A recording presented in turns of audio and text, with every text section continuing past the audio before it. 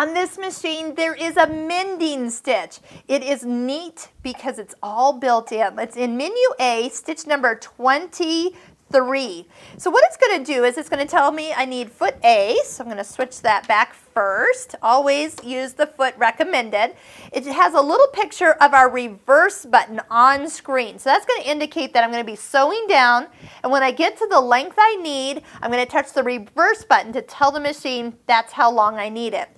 So we've all had it, right? We've ripped something, or, okay, I know the kids come to you with a much bigger rip, but for today I'm going to just kind of snip it, and then we're going to kind of rough it up here. We can even make it a little bit bigger here. It's been through the wash a few times, so now it's all frayed out. What you need to do is put something behind here. You need a piece of interfacing, another piece of fabric, which is what I'm going to do here today.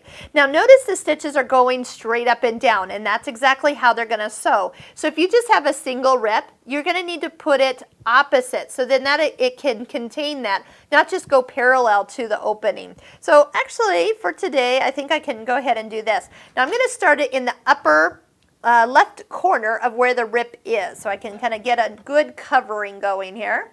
And as I start to sew, we're going to sew down, and I'm sewing down past where the rip is, and that looks good. So now I'm going to touch the reverse button one time. Now I can just really sit back and relax. I'm going to let the machine go back and forth just like it shows on screen.